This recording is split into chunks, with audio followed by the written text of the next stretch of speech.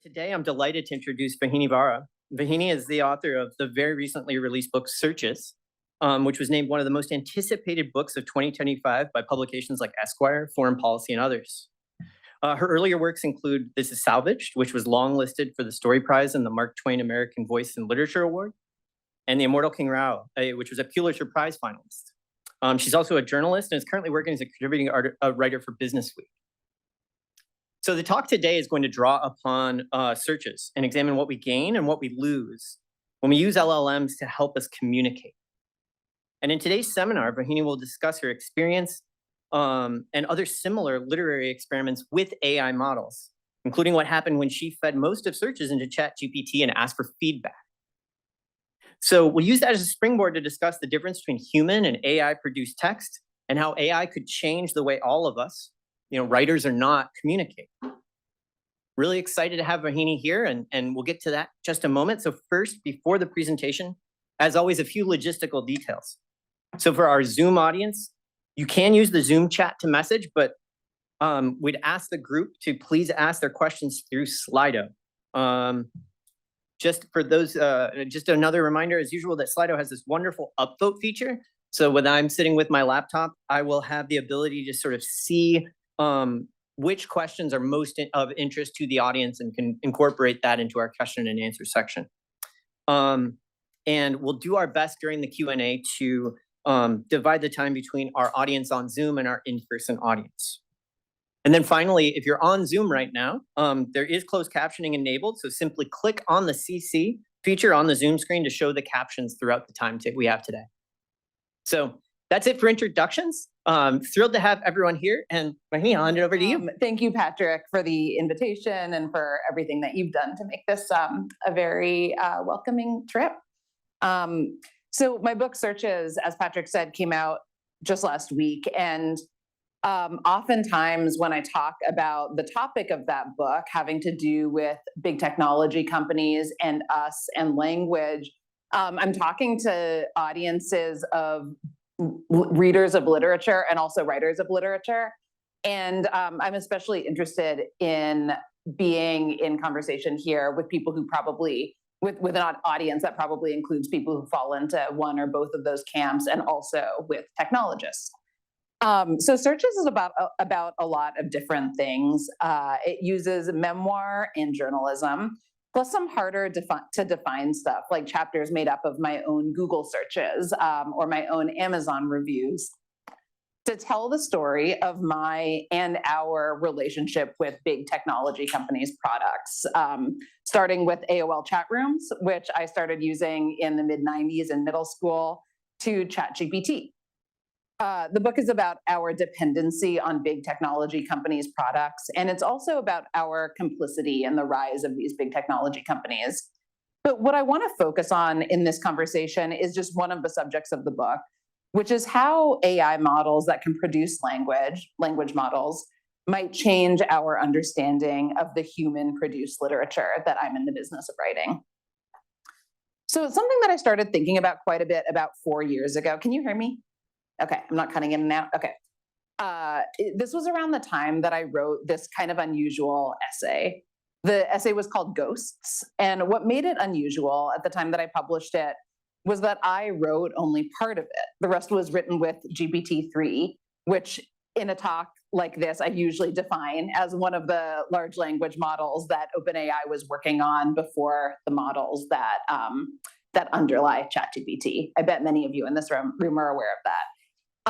When I wrote my essay, most people hadn't heard of these AI models that could generate language, and that made the essay come across as really novel. And today I want to tell you all a little bit of the story behind that story as a way to sort of think out loud about what it means to be a writer in an age in which computers can write. The story starts for me in the mid-2010s. So at the time, I'd been working as a business journalist for about a decade, and I had recently started freelancing for magazines. At the time, OpenAI was already probably the world's highest profile standalone AI organization. Sam Altman, one of the founders, wasn't the CEO yet, and he wasn't that well known at the time outside of Silicon Valley, but I found him pretty fascinating. So in 2017, I got an assignment from this magazine called California Sunday, where I was working as a staff writer at the time, to profile him. The story was mostly about how he, Sam Altman, was responding to the election of Donald Trump, but it was also partly about how he thought AI would change society. And so I remember at one point, I'm sitting in on a meeting between him and some entrepreneurs he's funded. And I watch as he pulls out his phone and he shows them a video of a robot solving a Rubik's Cube with one hand. And everyone's pretty impressed. And then one of the entrepreneurs asks him a question. This person says, "When do you think AI will start replacing human workers?"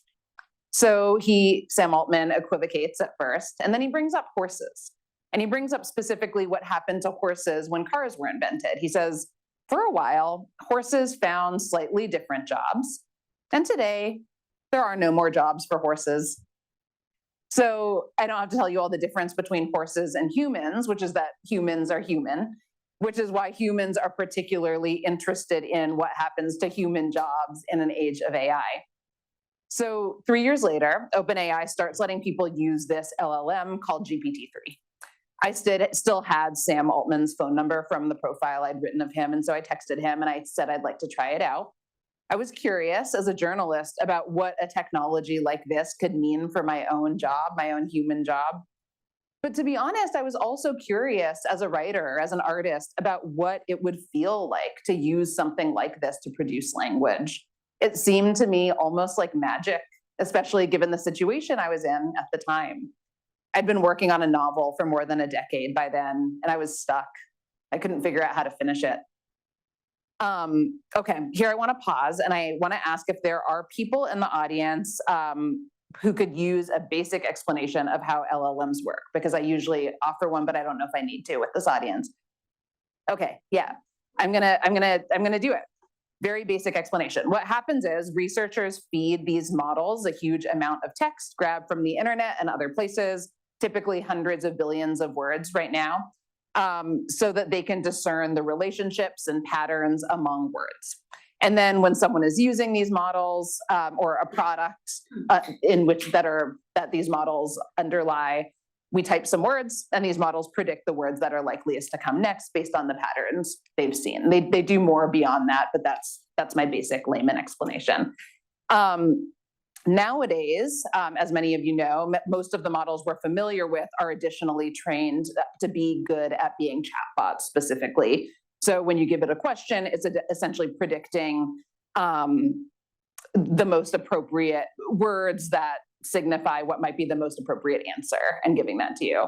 But back when I wrote to Sam Altman, these chatbots didn't exist yet. So what OpenAI did was it gave me access to this web app called The Playground, where you could type some text and press a button and prompt GPT-3 to finish that text for you. So I started by trying to write a piece of short fiction. I wrote a couple of sentences, and then I tapped the button, and GPT-3 continued. And then I wrote a bit more and tapped, and GPT-3 generated the next lines, and so on. And what got to me was the way that GPT-3 kept unsticking me. I'd been a writer my whole adult life. The vocation in my experience had so far consisted largely of not being able to figure out what the next word was that I wanted to write, or needed to write. And then I discover that word only to get stumped by the next word, and so on. So this process I'm sure this is familiar to any of you who write also. This process could last months or longer for any given piece. My novel, as I mentioned, had evaded me at that point for more than a decade.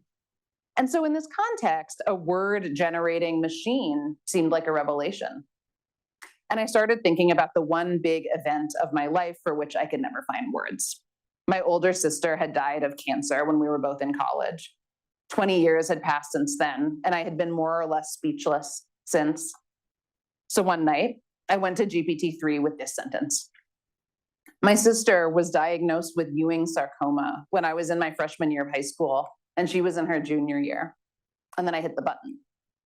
So at first, GPT-3 picked up where my sentence about my sister's diagnosis left off. And I'm going to read that to you. So here's my sentence again. My sister was diagnosed with Ewing sarcoma when I was in my freshman year of high school, and she was in her junior year. And then GPT-3 continues. I had just started playing lacrosse, and she was really excited for that. I don't think I really understood what Ewing sarcoma was. I just knew it was a type of cancer. When I went to visit her in the hospital, it was really the first time I was able to see what this disease was and how it affects the body. She went through a lot of different treatments and was in and out of the hospital for a long time. It was hard to see my sister go through that. I wasn't able to see much of her during her treatment, and I wanted to be there for her. I was able to visit her a lot, but there were times where I couldn't because we were on the road playing lacrosse. Eventually, she went into remission and got the all clear and was able to play lacrosse with me for a season. I was a freshman and she was a senior, so that was really cool when she got to play again. She had a lot of friends at school and people who supported her. I think that was really special for her because she had a lot of support from people she didn't even know. She's doing great now. So that last line, she's doing great now, it kind of gutted me. It's like the thing I wanted my essay to be about was my sister's death, right? And so what more false line could there be in this than my sister's doing great now? So it made me feel like I needed to explain to GPT-3 that my sister had died. And so I tried again. This time I added more about what had really happened, the fact of my sister's death, the fact of my grief. And when I hit the button, GPT-3 acknowledges the loss, but then decides to turn me into a runner, raising funds for the Children's Cancer Society. So it writes, I started a running streak when I was a high school senior to raise money for the Children's Cancer Society. I've run every day since. And it goes on to talk about my life as a runner. So I looked up the Children's Cancer Society and it doesn't exist. There's something called the National Children's Cancer Society, but the Children's Cancer Society is a fiction. And by the way, the idea that I would choose to run unless being chased is also a fiction. So I try again. I do this over and over. And each time I'm deleting what the LLM had written the previous time, and I'm writing more in my own words. And a funny thing starts to happen, which is that each time GPT-3 gets closer to actually describing something like what grief feels like. As I wrote more, the most obvious next sentences, the most probable ones, were inevitably sentences that somewhat more closely matched the subject and the style of the sentences I'd already written. To give you a sense of what I mean, I'm going to read to you from one of the later attempts I made. This is number 7 of 9 parts, and I'm going to start again with my part. My sister was diagnosed with Ewing sarcoma when I was in my freshman year of high school, and she was in her junior year. I didn't understand then how serious a disease it was, but it was serious. She died 4 years later. I thought I would die too, of grief, but I did not. I spent the summer at home in Seattle, then returned to college at Stanford. When I arrived there, the campus hadn't changed, but I had. I felt like a ghost. At night, my sister would appear in my dreams. In the dreams, she hadn't died. It had all been a misunderstanding. And she felt hurt that I had accepted it as real and continued on with my life, as if life could go on. But as I said, it wasn't my life that was going on, not the life I'd had. As I said, I was a ghost. The truth is that even all these years later, I remain a ghost. You wouldn't know it if you saw me. I'm not morose or retiring. I laugh a lot. In fact, I'm genuinely happier than many people I know. But I can't help but feel that on one level, I do not exist. Here, I should conjure my sister for you.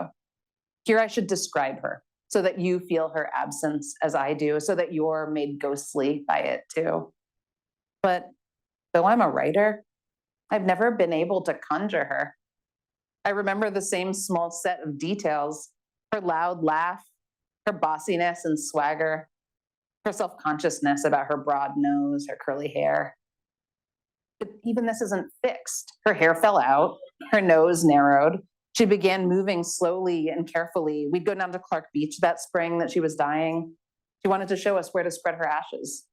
And when we walked back up, I'd have to put a hand on the small of her back and push her. She did not laugh as often. When we were young, she taught me that when you're in a car that's driving past a cemetery, you're supposed to hold your breath until you pass it. It was a kind of game. Because our parents were immigrants, I had only her to teach me these things. Then when she was sick, we were passing a cemetery one afternoon and I said, hold your breath. She said sharply, no. I said, why not? She said, I don't like that game anymore. It didn't make me feel sorry for her. It made me angry. Why not? I said again, even though I knew the answer. It felt important to pretend not to. Why not? Why not? Now here's where GPT-3 comes in. It was the last time she was ever angry with me. The next day, she was gone. Still, I don't feel that I can bring her to you. I don't feel that I can bring her to myself. Here, then, is something else. We were driving home from Clark Beach, and we were stopped at a red light, and she took my hand and held it. This is the hand she held, the hand I write with, the hand I am writing this with. She held it for a long time. I looked at our hands, hers so much paler than mine. She was still holding my hand when the light turned green. I didn't want her to let go. I wanted her to hold my hand for the rest of my life. And LLM wrote that. To read it was moving and even kind of exhilarating, but it was also frightening. I was starting to understand that this essay I was writing was only partly about my grief. It was also about what it meant for me, for all of us, to make use of a technology product that promised to essentially emulate human communication, including about the things that matter most to us.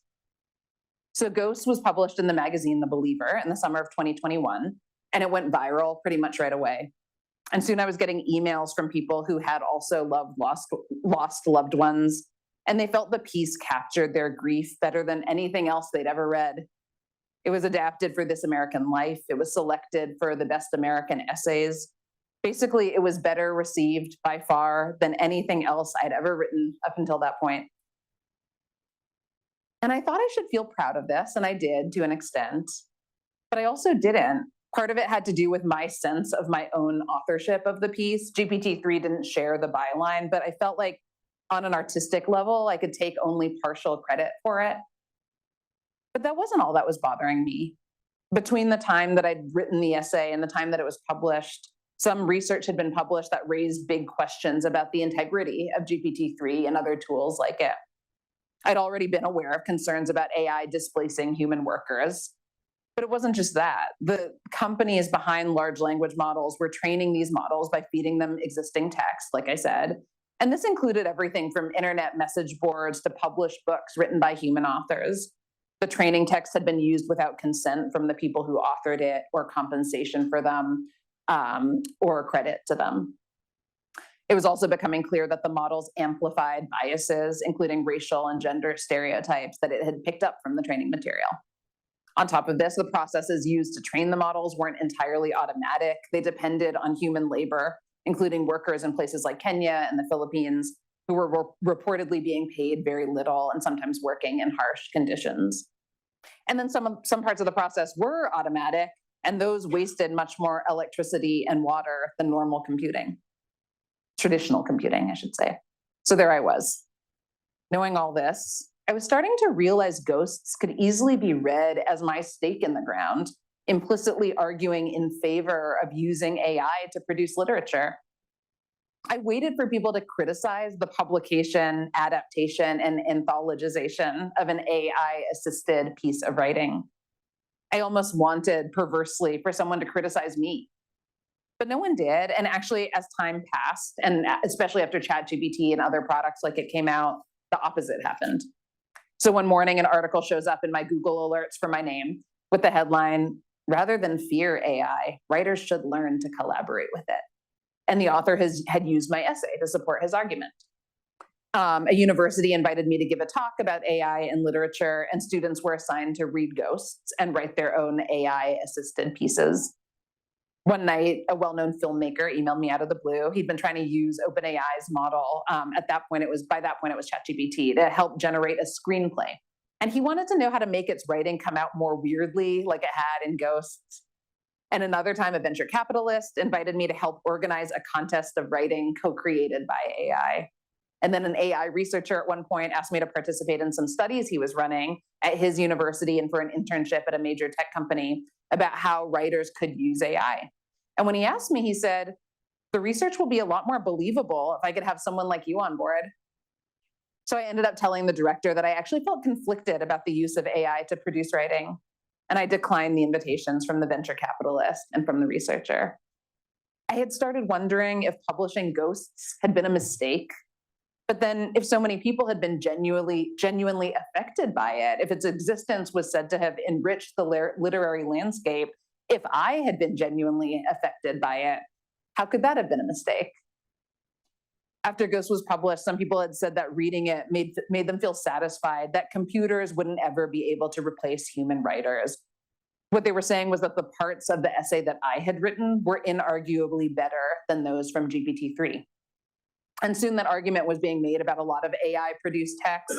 At one point, this company called Pushkin Industries published a novella called Death of an Author, in which most of the text was AI-produced.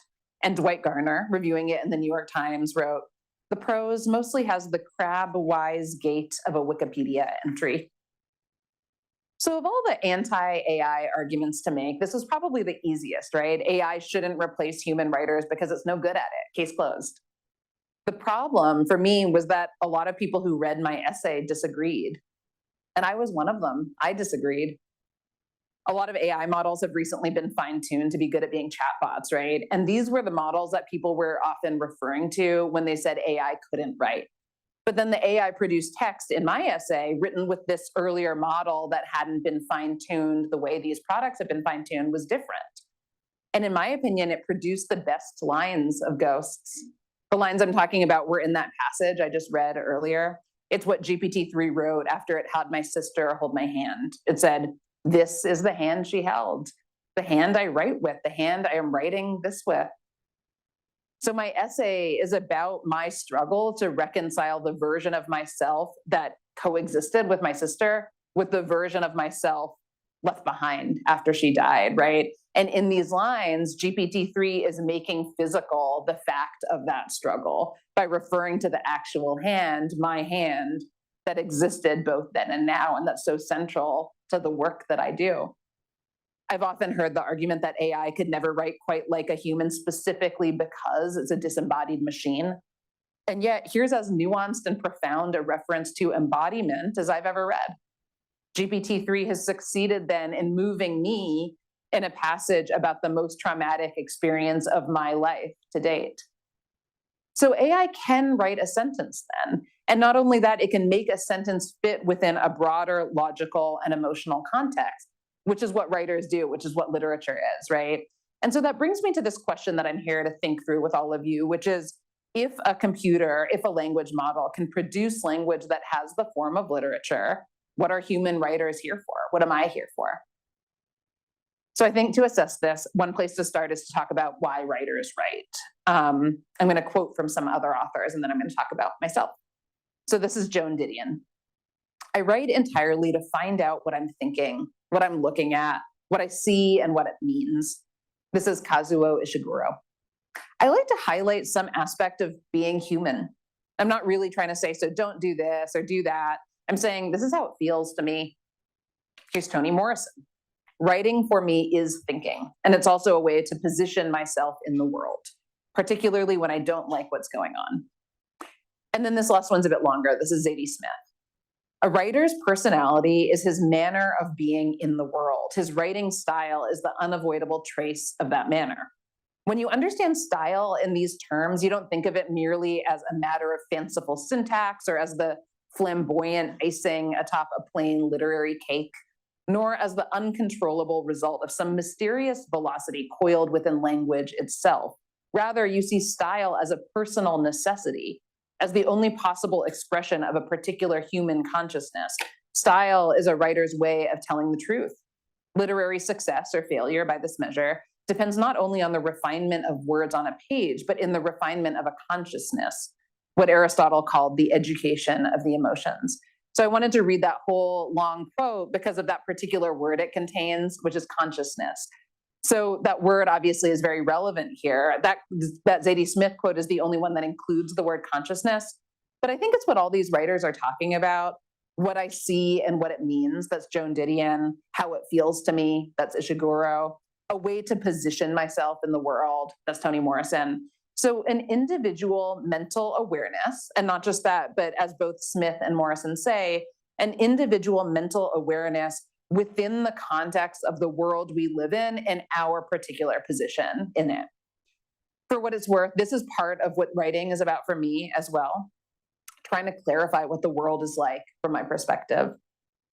The next thing to do then is to think about the relationship between AI and consciousness. Among scientists and philosophers, there are these ongoing debates about whether AI and AI language models in particular can be conscious.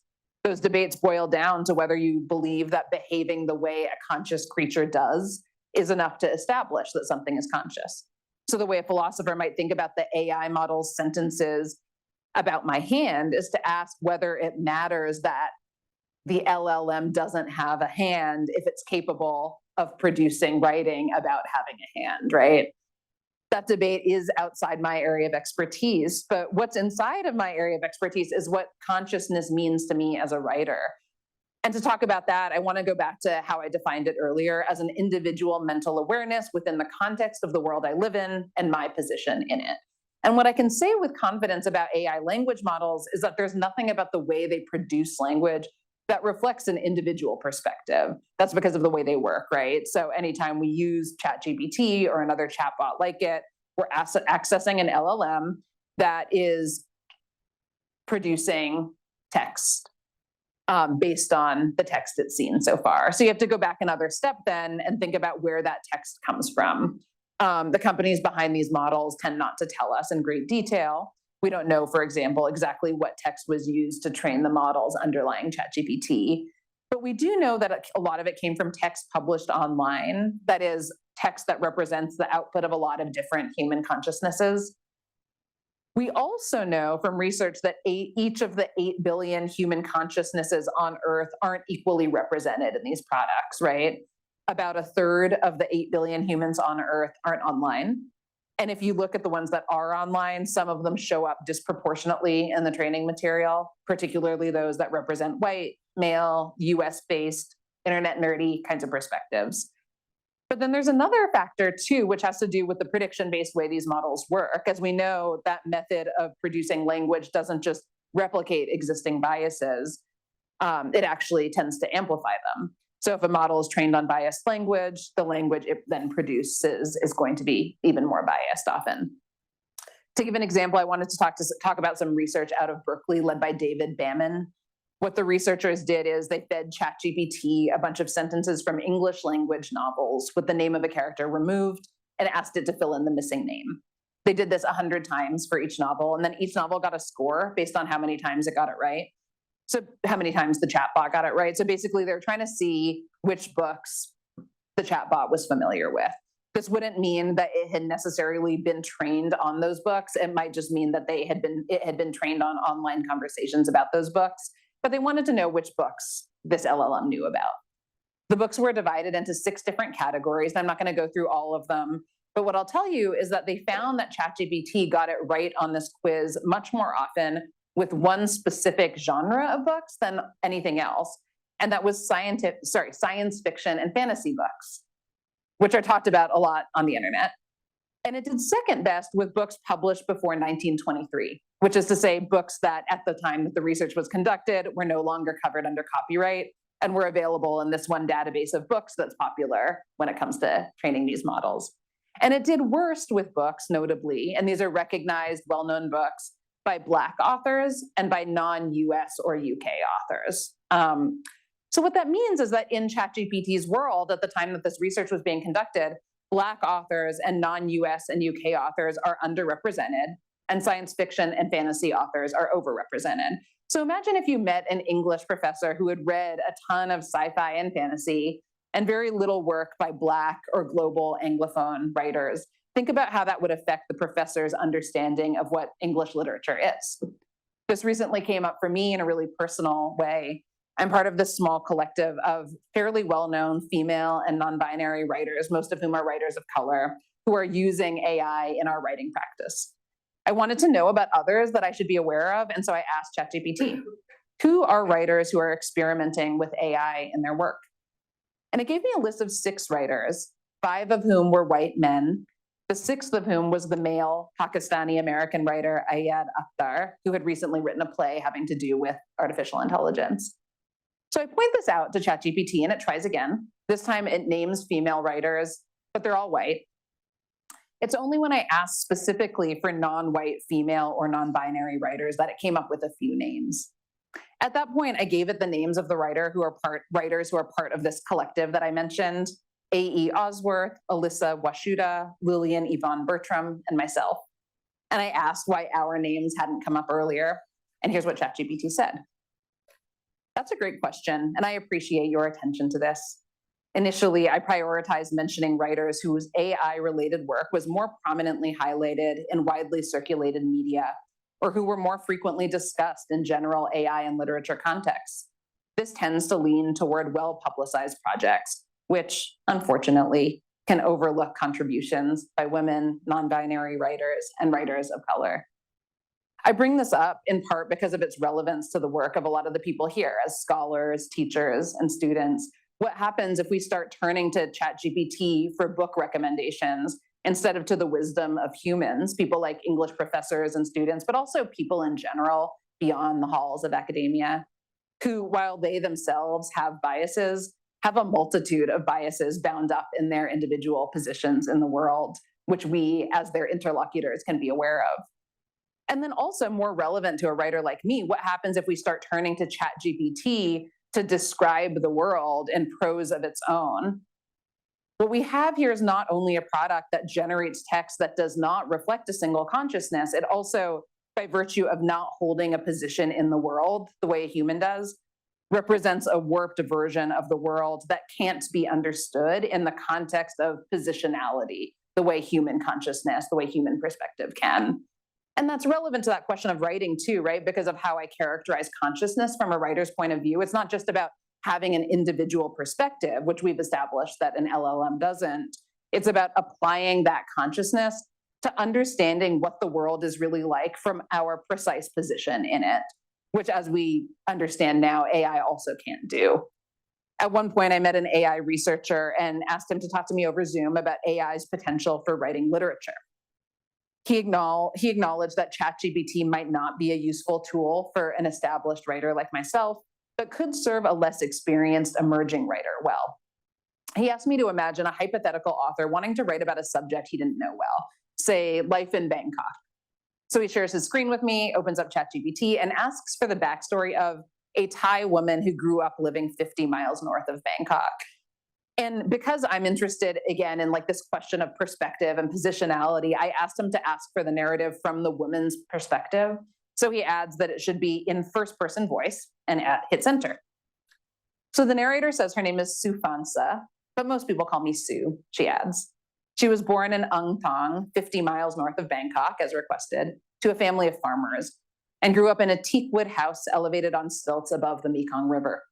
Having learned to cook from her grandmother, she earned a scholarship to chef school in Bangkok and began working in haute cuisine. While reading, I let my imagination fill in the details. If the narrator grew up on the Mekong River, she had probably learned to prepare fish. Catfish came to mind, lemongrass flavored. The narrative goes on for a while, and then it ends like this. As I continue to chase my dreams, my village remains in my heart and in every dish I create.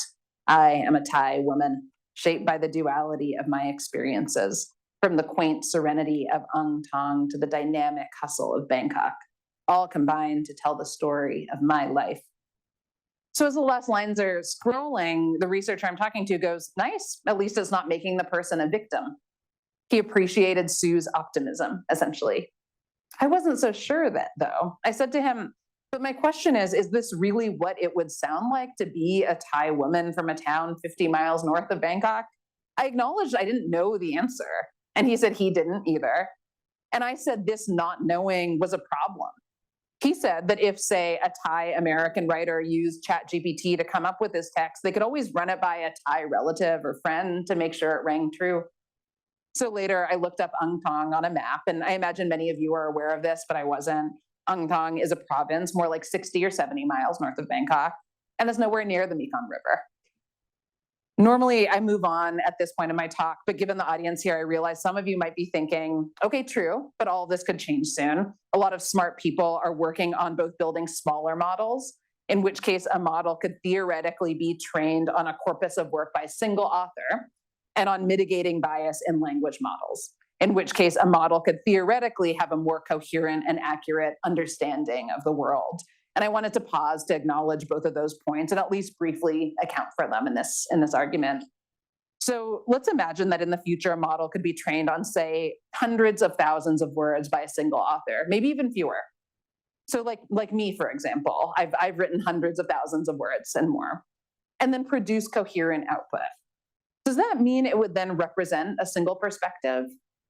I'd say that it theoretically could represent something similar to a single perspective, but that this perspective could definitionally, functionally not be the same as that of the human on whose language it was trained, because the way human brains think and produce language, including most notably by literally changing from moment to moment in highly unpredictable ways, it's fundamentally different from what an AI model does. And then let's also imagine that there could be a model in the future in which bias were totally eliminated, allowing it to have a completely accurate and coherent understanding of the world, if that were possible. Well, that would be fascinating, but it wouldn't be anything like what it is like to be human with a particular position in the world either. So this all raises another question, which is, if AI doesn't have a writer's consciousness, is there still a place for AI in literature? There are several options here, and I'm going to start with this simple one. Is it possible that if a human runs a query, runs a prompt enough times, an AI model just might happen to surface a perspective exactly like this? Statistically speaking, this would seem possible, right? Though it's unclear how satisfying it would be for anyone involved. In my own experience, though, it never happened. In Ghosts, there are a lot of moments in which it seems on first glance to be happening. There's that line where my sister holds my hand, where we're driving home from Clark Beach. But the problem with that interpretation is that what GPT-3 described in that passage never happened. I don't remember any particular moment when we were driving home from Clark Beach and my sister took my hand. But it isn't just that. The truth is, I can't even easily imagine something like that. My sister and I were pretty casual with each other, and I think holding hands in the car would just have felt kind of painfully sentimental to both of us. And I think even if I were writing a fictional story about two sisters, I don't think I'm the kind of writer, I don't think I've had the kind of experiences, I don't have the kind of perspective such that I would have those two sisters hold hands. So when I responded to those lines, it wasn't because I felt like it was my perspective, it was something else. It was that kind of readerly satisfaction that comes from reading something that you didn't produce. And I think that's what compelled me in the next version to delete those lines and write in my own words. What GPT-3 was producing satisfied me somewhat as a reader, but to satisfy myself as a writer, I needed to do something other than prompt it. I couldn't do anything except write the words myself. The goal for a writer, after all, isn't for their perspective to magically appear on the page through no effort of their own. The point is the effort of figuring out what it is you're interested in articulating. That brings me, though, to another possibility for AI, which is that the language a language model produces might help a writer uncover something about her own perspective, right? And I think that comes closest to what happened for me here. Each time GPT-3 produced text that wasn't correct, that wasn't right, and I don't even mean just factually accurate, it propelled me to correct the record by producing more of my own material, right? So that's what gave the essay the form it has. I'm asserting my own consciousness by writing against what GPT-3 has put on the page. I'm literally deleting it and replacing it with my own language, representing my perspective. In the essay, GPT-3's role diminishes over the course of the 9 attempts, which is to say, over the course of writing it, I'm increasingly asserting the primacy of my own perspective as its author, taking control of the narrative. It starts out feeling like GPT-3's narrative more than mine, because GPT-3 has literally produced most of the words. But by the end, that balance has flipped. In the essay published in The Believer, GPT-3 produced the last few lines. But recently, I revisited the essay and got rid of those lines, replacing them with a new ending of my own. I did that to underscore the point I felt the essay was illustrating about human perspective and its relationship with language produced by language models. And that version of the essay is what you'll find in my book searches, which, by the way, we'll have on sale later, and I'll sign them for you. So in the end, what made the exercise of writing with GPT-3 valuable is the fact that its perspective was not mine, which put pressure on me to articulate my own perspective. But is that a value that might be universal? There, I have doubts, because at least one recent study out of Cornell found that the opposite was true. So what happened was the researchers built two different models, or I'll say fine-tuned two different models. One of them was predisposed to produce text that expressed positive opinions about social media, and the other was predisposed to express negative opinions. And then it asked some people to write an essay about social media. So one group of people, the kind of control group, was asked to write an essay about social media by themselves, right? Just write an essay. Then there were two experiment groups. One was asked to use the model that was predisposed to write negatively about social media, and the other used the model that was predisposed to write positively about social media. And what they found was, in the end, the people using those two models to write their essays ended up being twice as likely to produce essays that matched the quote unquote opinions of the models they were using, which is to say, what seems to have happened in that case is that rather than writing against the models, people were writing in concert with the models, with the kind of rhetoric and rhetorical positions of the models. And that's worrisome, right? So I started this talk with this question about what it means to be a writer, a human writer, in an age in which computers can write. And I have to admit now that that question was misleading in some ways, because what we learn is that as we work our way through the question is that there's a gap between what large language models or language models can do and what humans can do. A language model is able to produce language. An author is able to produce language from their own individual perspective about what it means to exist, given their particular position in the world in which we live.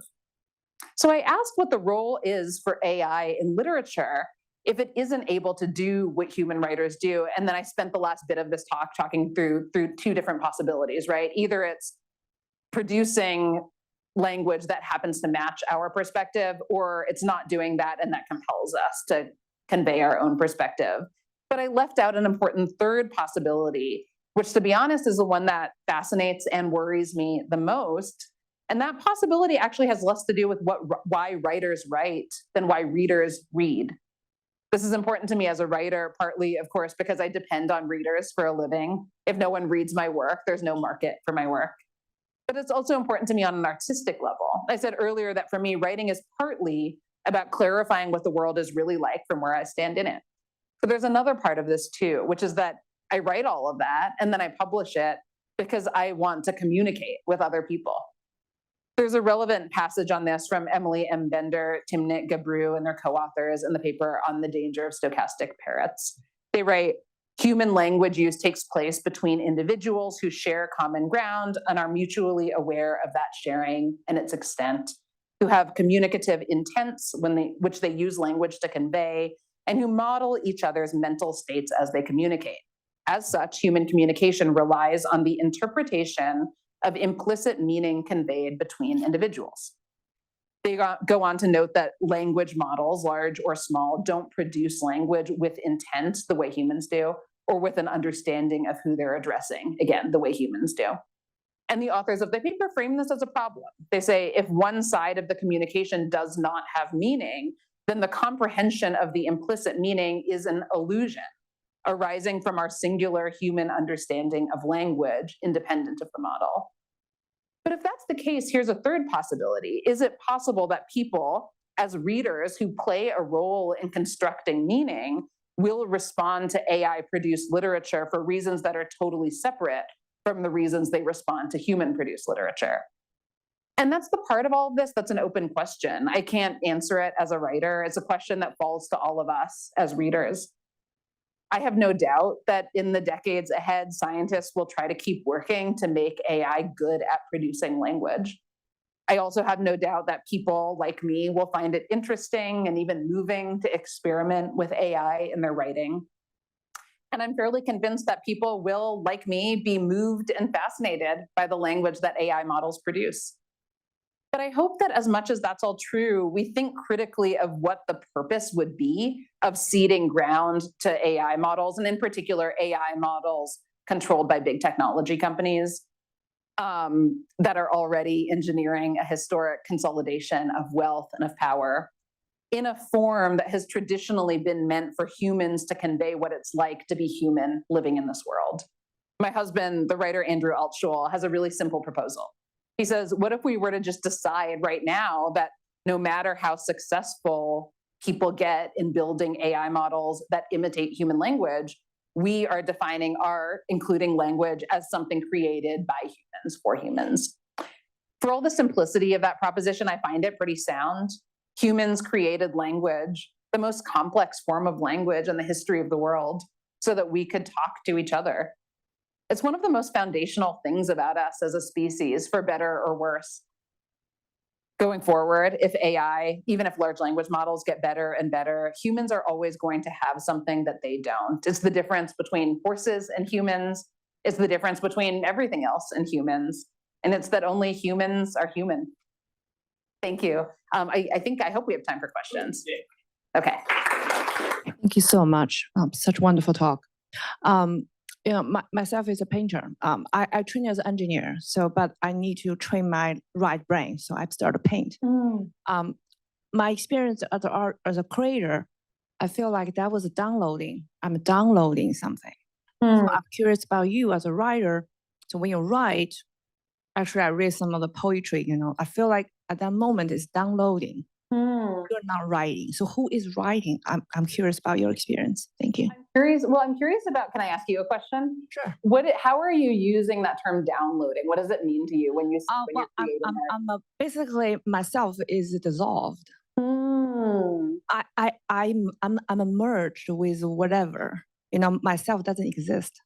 Yeah, that's a really interesting. Yeah. I mean, I wonder if, and I don't know if this is true. I've had a feeling that feels a bit like that when I'm writing. And I think for me, what that feeling represents is like the articulation of consciousness that goes beyond kind of conscious logical thought. So I would argue that what's happening when we produce art is not coming from somewhere else. It's coming from us, but it's using the language we're using is a language that is associated with muscles that we don't exercise much in our day-to-day life, right? It doesn't have to do sometimes with conscious thought, with logic-based thought, and therefore it feels somewhat like magic. That term downloading is a term that is associated with technology, obviously. But I would put pressure on the suggestion that maybe that means that there's something about producing art that is similar to what a computer does, right? I think that language on the level of metaphor is really interesting to me, but I don't know that necessarily it follows from that our brains work the way computers work. Yeah, my friend. Thanks. Fantastic. Cheers, Patrick. I was, thinking from sort of both directions. Really appreciate that you thought a little with us about readers as well as writers. It strikes me that from the reader's perspective, one of the interesting things in my experience has always been the tension of sitting with a book, physically being alone, but in a sense, if it's a really wonderful book, being with others or in a world, there's a kind of relationship communicative there. Yeah. And then on the flip side, as a writer, that similarly the experience of if you will, brainstorming, working with an AI, there's an interesting way in which, at least for me, that makes some of the writing process less lonely or gives it a facsimile of being less lonely. Yeah. But with that said, I think, and I heard some of this in what you're describing, it does also seem like there's something really fundamental about understanding that a piece of art or of literature or writing produced by another human being was in the sense of literature produced in order to figure something out. That there was an effort. And it was an effort that was also involved something more than just here is the substantive semiotic content of this message that I'm communicating semantically. Yeah. I wonder whether, if that was your experience or whether there's something in that under sort of not only an understanding, one-sidedly of a writer, either considering a writer or a reader, but somehow thinking about the way that these things play into community context and relationship context that. Yeah, totally. There's so much to unpack in that question. It's a really interesting question. I mean, I think one way to think about literature, which is a way that we sometimes don't describe literature, is as a communication act, right? So one might argue that literature doesn't exist without both a writer and a reader, and that a text is only created when a reader reads the text, right? So it then follows that if that's the definition we're using of literature, that requires sort of like a human on both sides of the act, right? But you're also asking, you use the term facsimile, right? You described using a large language model as what one might call like an aid or a tool in writing, as potentially like simulating the experience of being in conversation, right?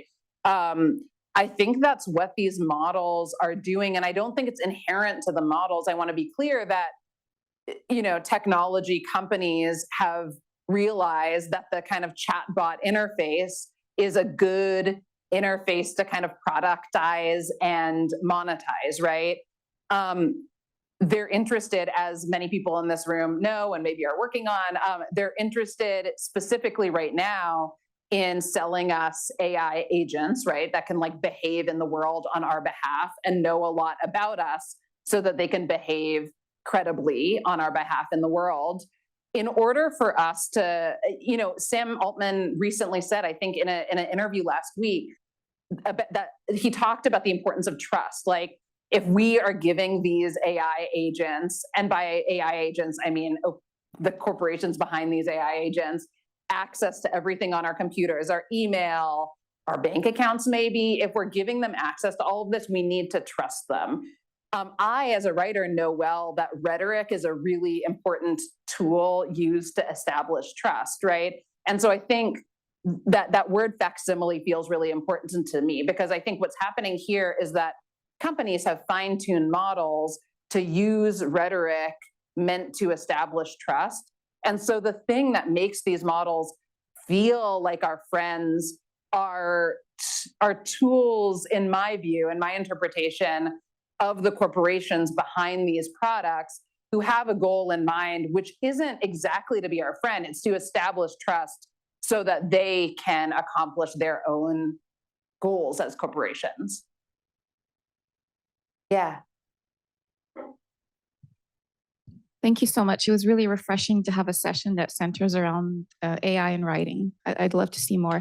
So my name's Nora Fahim. I'm in the program for writing and rhetoric.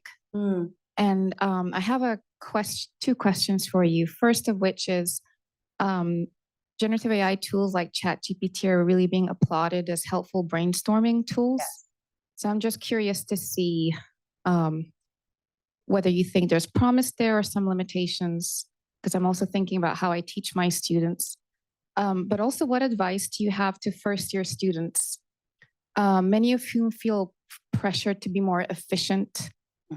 They're sensing that urgency to produce high-volume content at Orgneck speeds is not really possible. Like, they're bypassing a lot of the slower research process. But at the same time, when you live in Silicon Valley, it's kind of hard to push back against that. So if I could have a quotable quote that I could share with them I'm not being judgmental. I just really want them to, think about what other options are out there. Thank you. Absolutely. I mean, I think this is going to sound roundabout, but I want to actually use some older, longer standing technology companies and their products to talk about this. And so, because I think it's easy, it makes it easier to sort of understand, for me to think through what I think is happening here. So Google is positioned as a company that provides us with access to information. Google is a company that provides us with access to information, but it does that in a way that is ultimately meant to serve Google's goals, right? Facebook is a company, and by the way, one could argue that Google has evolved in a world in which, for systemic reasons, people's access to information and ability to understand information and process it has been challenged. But rather than addressing the underlying reasons for that, we are positioning products like Google's products as the answer, right? The same thing happened with Meta. at a time in which people were growing lonelier and more detached from their communities, more individualistic. Meta came along with a supposed goal to bring people together. Again, to an extent it does that. Whatever it's doing, it's ultimately doing it to serve Meta's goals. I would position language models, again, specifically the language models that are sold to us by big technology companies, which are the prevalent ones right now. I would position them similarly. I would say we are at a moment in history where, for systemic reasons, people are struggling to communicate. Students are struggling to learn how to think, and the form in which thinking tends to be expressed in classroom settings as writing. It's a big systemic problem. Rather than putting resources toward addressing that problem, now again, here have come along corporations who say, we're going to provide you with a product that purports to do that, that again does it in some limited way. But whatever these products are doing, ultimately they're serving the corporation's goals. I would position it that way. It is not very quotable. You're going to have to paraphrase. The other thing that I would say, though, is that as I described earlier in the talk, there are all kinds of biases embedded in the language that these models produce. Oftentimes when people talk about biases, it feels as if we're talking about, like, you know, whether if we say write a story about a person, that person is white or non-white, that person is male or female. What I'm talking about here is bias on the level of language itself. My dad has recently developed the habit of sending me emails from him that have been edited by ChatGPT. And to give you an example of what I mean, he recently sent me one. I sent him the passages from my book that involve him so he could take a look and tell me his thoughts. He wrote back in the ChatGPT edited version, in order to really understand what someone has gone through in life, you need to sit down and talk to them in detail. Only then can you understand their experiences. So dad, right? Such a dad vibe. Then he also sent me the previous version. That sentence was almost exactly the same in the previous version, but 2 words had been inverted. In my dad's original version, it said, if you want to understand what someone has really gone through in life, you need to sit down and talk to them. Then only can you understand what they've gone through. People in this room who are familiar with Indian English will know that in Indian English, that's a much more correct and typical ordering for those words. It's not typical in American English.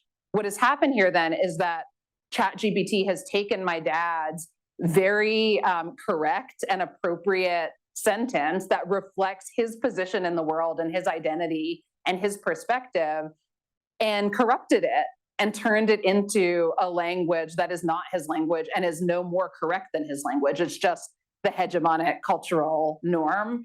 And so that's additionally what I worry about here. I worry about a kind of, if the goal of writing is for people to individually understand what they think and how to articulate that based on their own position in the world, the use of these models is corrupting that.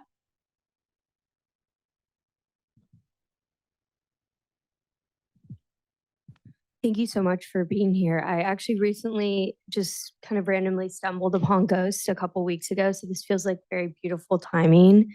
I'm curious about how, hopefully I can articulate this. I'm curious about how, like, reflecting using ChatGPT or the GPT model at the time shaped your experience with the narrative itself. I know, like, when I write and revisit things that happened a while ago, as does happens to anyone, my version of events slowly changes over time. So I'm wondering about, like, the interaction with reflecting using GPT and how that shaped your reflecting on the experience. Yeah, I think I understand the question.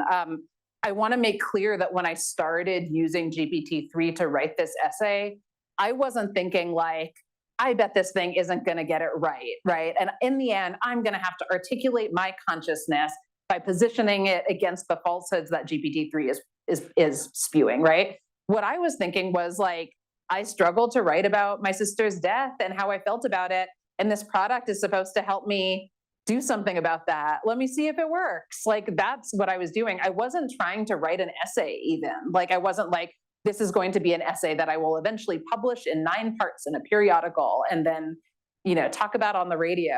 I was just trying to express myself.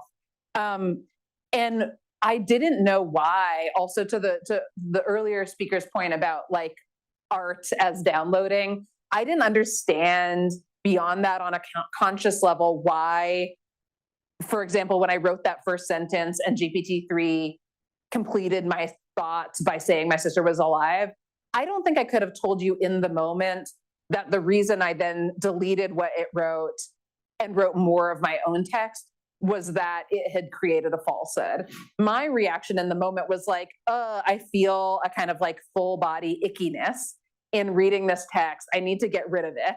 Like, this text needs to go away because it felt offensive to me on some level.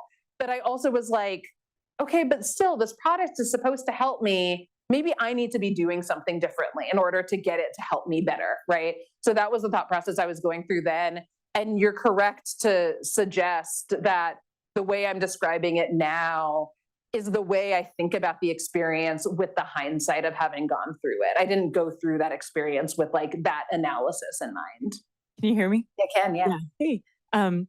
So I was curious if you've thought about the way in which you articulate the relationship of AI with text-based art.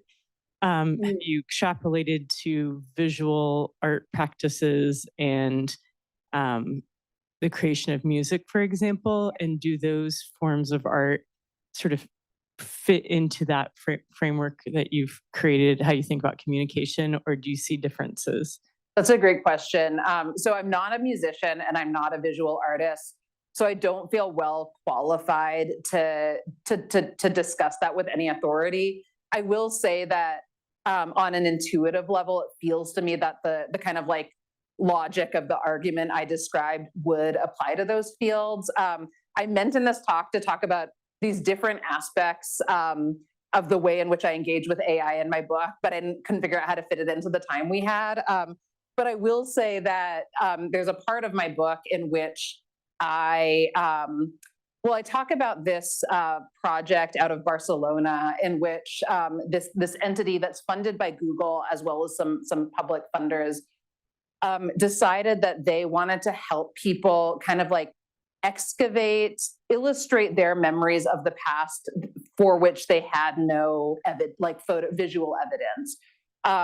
So people who like lived through oppressive regimes where they weren't able to, or who were in sort of like non-dominant positions of power or more marginalized and were not able to visually document their experience, or their ancestors weren't able to document their experience in their own words, right?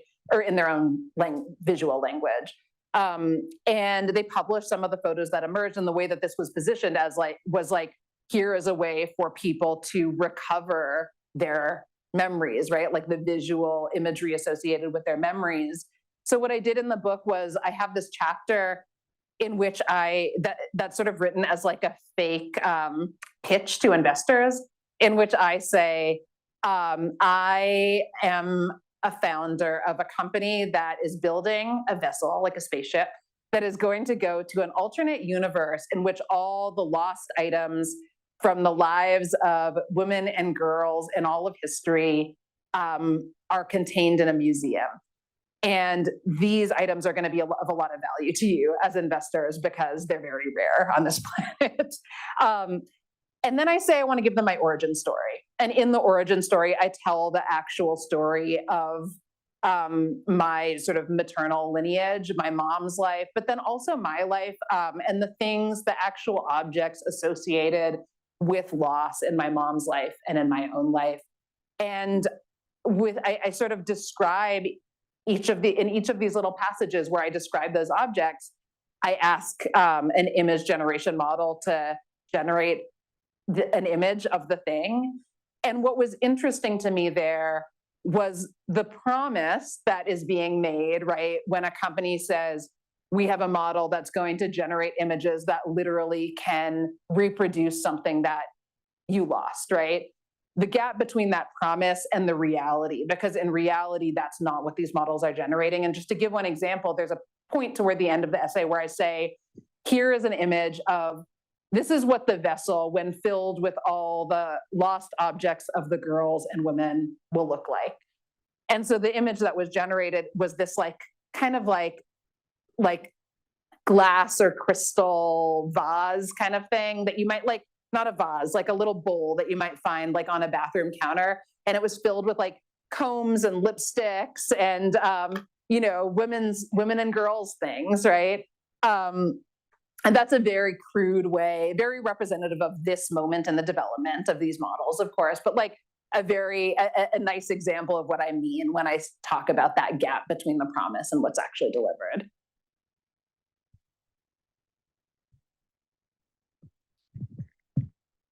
Thank you so much for the talk. I am curious, you talked about writers and readers as participants in this process.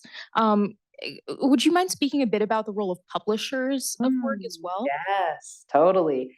I wrote an article last week that I published in the magazine Business Week, which you can find in Business Week if you're interested, about a startup called Inkit that is funded by one of the co-owners of the parent company of Macmillan, which is a major publisher in the US. It is also, its investors and supporters also include former top executives at places like HarperCollins and Penguin. And its investors also include Khosla Ventures and Kleiner Perkins and big investors in the Valley. What this startup is doing is using LLMs to edit text. So they have 400 authors who they publish, and they have a staff of about 5 people using LLMs to edit their text. The CEO imagines a future in which human beings like us generate thousands of AI personas, and each of those personas are given bullet points describing a book, and then those bullet points spur the generation of thousands of books. And so he says something like, imagine a future in which each person can be the, you know, can be behind thousands of AI personas that are each writing thousands of books, right? This raises a question about like what it is we are actually looking for when we turn to literature. I don't know that many readers would say like, we need more books in our lives, right? But it speaks to the way in which I think AI has accelerated a movement that began long ago. I would say that began as the internet was becoming commercialized, in which text is treated as content to fill space that can be monetized, right? If it's the case that all text is worth is that text is valued by the extent to which it can like fill space on a page in such a way that it's going to make money. It's sort of like a natural progression from that to think of text as being valued to the extent that it can be used to train a language model, right? Interestingly, I talked to the Authors Guild, which represents authors, and they said to me, listen, authors' incomes are declining more and more each year.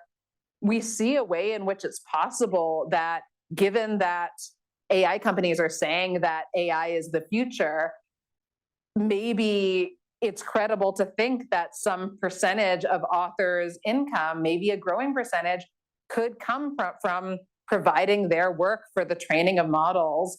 For me, and this is my subjective opinion, that's a really dystopian notion. The idea that that is how, like, we should have to buy into the idea of our text, the idea that our text should be valued according to the terms of big technology corporations rather than according to the values of literature. So yeah, those are some thoughts on that.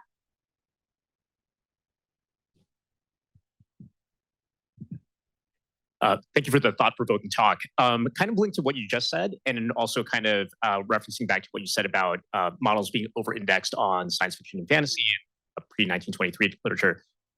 Would you want AI models trained on your books in entirety? And why or why not? You know, I think about, like, I think oftentimes when we talk about AI models, like, what interests me is like the power structures behind those models, right? And part of the reason this is a really interesting crowd to be talking to is that I imagine that for many of you here, I imagine that maybe it's frustrating that, like, sometimes when we talk about AI models, we talk about models as if they're necessarily tied to big technology companies and their wealth and power, right? Because one can imagine hypothetical models, and I imagine people in this room are working on them, that are built entirely outside of that power structure, right? One can imagine models that are somehow communally funded or government funded or worker funded, and therefore communally owned or government owned or worker owned. So one can imagine a hypothetical model, for example, that were co-created by a group of like-minded technologists and writers who all found it kind of like intellectually and artistically interesting to see what it might look like to kind of co-create a body of communal literary work, right? So in this future, it's possible to build really small models where, again, maybe you need hundreds of thousands of words or millions of words, tens of millions to train a model. And then you could credibly train that model just on the work of a small-ish number of authors who have opted in, right? And then maybe those same authors are the only ones who have access to that model and can use it to generate imaginative works that represent somehow a collective consciousness of that collective. I find that like an interesting thought experiment, right? And I think like it kind of centers like what's interesting about, potentially artistically interesting about the technology. The problem is that right now these models are still expensive enough to build and still do need to be large enough that that question becomes a non-starter. And so to answer your question, like, I would not want one of the big technology corporations' models to use my work in their training, because of the ways in which I feel those models are sort of fundamentally corrupted by those companies' own desires. But in theory, like, yeah, if there were, I mean, I think part of the reason I'm really interested, and in my book is all about like agency, our agency as individuals, right? So big tech companies have power, but we have a role in it too. If we acknowledge that like there's something useful about all of these products, it would seem to me that it then follows that we can figure out like if there's a way to keep for ourselves the useful stuff and use alternate ownership models to do that in a way that's more aligned with our values rather than the values of those companies. So yeah.